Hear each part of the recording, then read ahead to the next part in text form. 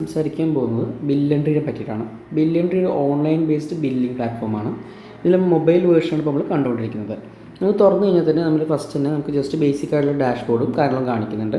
അതിൽ നമുക്ക് day vice അതേപോലെ വീക്ക് 7 ഡേയ്സ് അങ്ങനെ നമുക്ക് ഡാഷ്ബോർഡ് വ്യൂ ചെയ്യാൻ പറ്റും. താഴത്തേക്ക് വരികയാണെങ്കിൽ ക്വിക്ക് ആക്ഷൻസിൽ നമുക്ക് create invoice, create purchase, add customer, add product 4 കാര്യങ്ങൾ നമുക്ക് ഫസ്റ്റ് തന്നെ പെട്ടെന്ന് ചെയ്യാൻ വേണ്ടിയിട്ട് നമുക്ക് ക്വിക്ക് ആക്ഷൻസ് നമുക്ക് കൊടുത്തിട്ടുണ്ട്.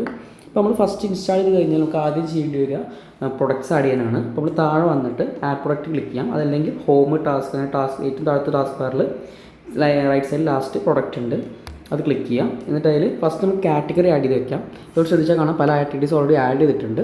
നമുക്ക് ഒരു കാറ്റഗറി ആഡ് ചെയ്യണമെന്നുണ്ടെങ്കിൽ ജസ്റ്റ് കാറ്റഗറി ഒക്കെ ക്ലിക്ക് ചെയ്യാം. എന്നിട്ട് അതിൽ പുതിയൊരു കാറ്റഗറി ആഡ് ചെയ്യാം.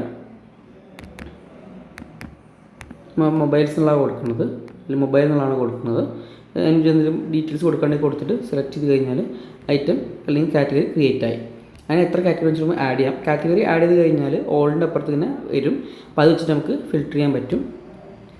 പിന്നെ നമ്മൾ കാറ്റഗറി ആഡ് ചെയ്ത് കഴിഞ്ഞാൽ നമുക്ക് അടുത്തോണ്ട് പ്രൊഡക്റ്റ് ആഡ് ചെയ്യണം. ആഡ് ആയിട്ട് ക്ലിക്ക് ചെയ്യാം. പിന്നെ നമുക്ക് സ്റ്റോക്കായിട്ടോ സർവീസ് ആയിട്ടോ അതിൽ ഡീറ്റെയിൽസ് കൊടുത്തു കഴിഞ്ഞാൽ പ്രൊഡക്റ്റ് ആഡ് ചെയ്യാൻ പറ്റും. അതേപോലെ തന്നെ നമുക്ക് പിന്നെ വരുന്നത് കസ്റ്റമേഴ്സിനെ ആഡ് ചെയ്യാനാണ്. ആഡ് കസ്റ്റമേഴ്സിൽ നമുക്ക് കസ്റ്റമേഴ്സിനെ ആഡ് ചെയ്യാം. പിന്നെ നമുക്ക് മെയിനായിട്ട് ഇതിൽ വരുന്നതെന്ന് വെച്ചാൽ പർച്ചേസ്, സെയിൽസ്, അതേപോലെ റെസീപ്റ്റ്, പേയ്മെൻറ്റ്, ഇതിൻ്റെയൊക്കെ റിപ്പോർട്ട്സ്, ഇൻവെൻട്രി ഒക്കെ ഹാൻഡിൽ ചെയ്യാൻ വേണ്ടിയിട്ടാണ് നമ്മൾ ബേസിക്കലി ഇത് ഉപയോഗിക്കാം. അത് എല്ലാ ആക്ഷൻസും നമ്മൾ ടാസ്ക് ആയിട്ട് നമുക്ക് കൊടുത്തിട്ടുണ്ട്. അതായത് സെയിൽസ് ആണെങ്കിൽ sales invoice, sales return, sales order, sales quotation. പർച്ചേസിൽ പർച്ചേസ് റിട്ടേൺ.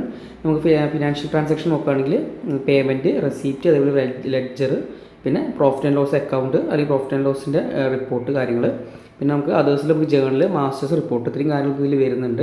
നമ്മൾ റിപ്പോർട്ട്സിലേക്ക് വരുമ്പോൾ നമുക്ക് സെയിൽസ് റിപ്പോർട്ട്, അതേപോലെ sales item wise report, return report, return item wise, order item wise, quotation item wise, അതേപോലെ സെയിൽസിൽ പ്രോഫിറ്റ് ആൻഡ് ലോസ് റിപ്പോർട്ട്.